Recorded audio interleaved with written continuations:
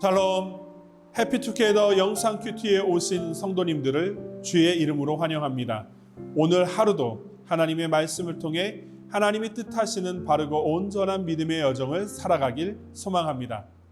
사랑하는 성도 여러분, 주님께서 여러분의 인생의 주인 되심을 믿음으로 고백하십니까?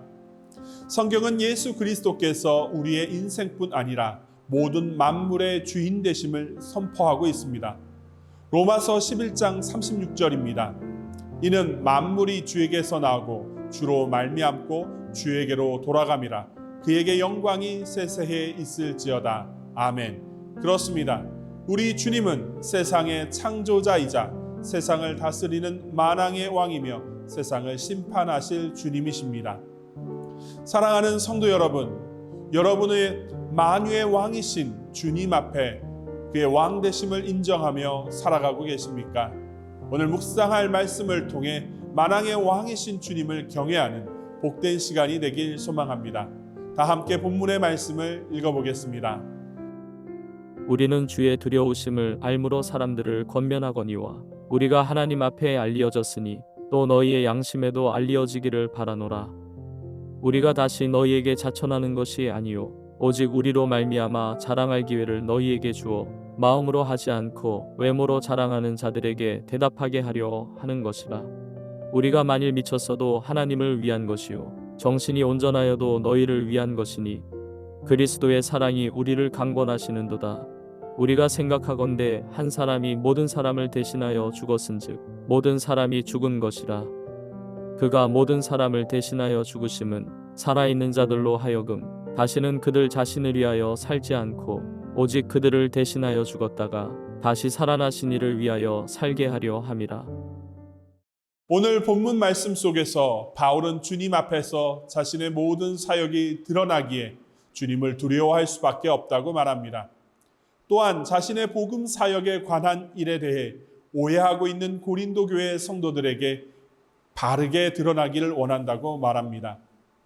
고린도 교회가 오해 없이 바울 자신의 사역을 알아주기 원하는 마음은 자신을 지켜 세워 자랑하기 위한 것이 아니라고 바울은 설명합니다. 그리고 자신이 복음 사역을 감당하는 이유는 자신을 휘어잡는 그리스도의 사랑이 자신을 강권하였기 때문이라고 말합니다. 그로 인해 자신은 자기를 위해 죽으셨다가 살아나신 주님을 위해 살아가게 되었다고 고백합니다. 사랑하는 성도 여러분, 바울의 고백을 통하여 우리는 아주 중요한 영적 교훈 한 가지를 얻게 됩니다. 그것은 우리의 삶이 우리의 것이 아니라 주님의 것이라는 사실입니다. 본문 14절과 15절의 말씀입니다. 그리스도의 사랑이 우리를 강권하시는도다. 우리가 생각하건대 한 사람이 모든 사람을 대신하여 죽었은즉 모든 사람이 죽은 것이라. 그가 모든 사람을 대신하여 죽으심은 살아있는 자들로 하여금 다시는 그들 자신을 위하여 살지 않고 오직 그들을 대신하여 죽었다가 다시 살아나신 이를 위하여 살게 하려 함이라. 바울은 그리스도께서 모든 자를 위해 대신 십자가에서 죽으시고 다시 살아나신 주님의 사랑으로 말미암아 자신은 그리스도를 위해 살아가는 존재가 되었다고 말합니다. 즉 바울의 인생은 더 이상 바울 자신을 위한 것이 아니라 자신을 위해 죽으시고 부활하셔서 영생과 생명을 주신 주님을 위한 인생이 되었다고 고백하는 것입니다. 사랑하는 성도 여러분, 이는 바울에게만 해당되는 이야기가 아닙니다. 왜냐하면 우리 모두는 그리스도의 십자가 사랑으로 말미암아 새 생명을 얻은 존재이며 주님을 위해 살아가야 하는 새로운 피조물이 되었기 때문에 그렇습니다.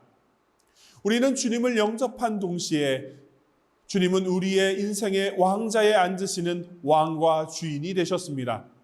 그리고 우리는 그분의 통치와 뜻에 따라 일상의 삶을 살게 되었습니다.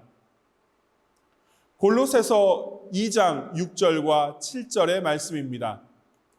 그러므로 너희가 그리스도 예수를 주로 받았으니 그 안에서 행하되 그 안에 뿌리를 박으며 세움을 받아 교훈을 받은 대로 믿음에 굳게 서서 감사함을 넘치게 하라. 성경은 예수 그리스도께서 우리의 주인이 되셨기에 주님 안에서 주님의 교훈과 뜻에 순종하며 살아가야 한다고 말합니다. 즉 우리의 일상과 가정, 일터와 관계, 그 외의 모든 영역이 다 주님의 다스림 가운데 있어야 된다고 교훈하고 있습니다. 사랑하는 성도 여러분, 여러분의 삶의 주인은 누구십니까? 그렇습니다. 우리의 왕이시며 구원자이신 예수 그리스도입니다. 그러나 문제가 하나 있습니다. 그것은 주님께 우리의 삶을 내어드리지 못한다는 것입니다. 우리의 주인인 것을 알고 있지만 실제의 삶의 주인은 여전히 내 중심일 경우가 너무나 많습니다. 왜 그럴까요? 왜 우리는 우리의 삶에 주님의 뜻에 따라 사는 것보다 내 중심으로 살아갈 때가 더 많을까요? 가장 대표적인 이유는 주님의 뜻을 아는 일에 힘쓰지 않기 때문에 그렇습니다. 주님의 뜻을 모르기에 순종할 수 없는 것입니다.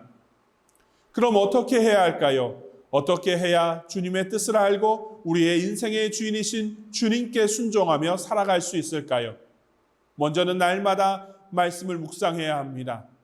말씀은 우리의 인생을 인도하는 등불과도 같다고 시편의 기자는 교훈합니다. 그렇습니다. 말씀을 날마다 묵상함으로 오늘 나의 일상의 삶을 주님 앞에 내어드리고 주님의 뜻을 궁구해야 하는 것입니다. 두 번째는 구해야 합니다. 순종할 수 있도록 성령의 능력을 날마다 구해야 합니다. 주님께서도 십자가에서 자신을 내어드리기 위해 겟세마네 언덕에서 밤이 새도록 기도하셨습니다. 그리고 아버지의 원대로 순종하겠다고 결단하셨습니다. 사랑하는 성도 여러분, 기도하지 않고서는 우리의 왕 되신 주님의 뜻에 순종할 힘을 얻을 수 없습니다. 골방에서 나의 왕이신 주님의 뜻을 이룰 수 있도록 힘과 지혜와 명철함을 달라고 성령께 간구해야 합니다. 그럴 때 진정으로 나의 주인 되시며 왕이신 주님께 순종할 수 있게 됩니다. 사랑하는 성도 여러분, 오늘은 그런 날이 되었으면 좋겠습니다. 말씀과 기도의 자리에서 주님의 뜻을 구하고 순종함으로 우리의 주인 되신 주님을 기쁘시게 하는 복되고 아름다운 날이 되었으면 좋겠습니다.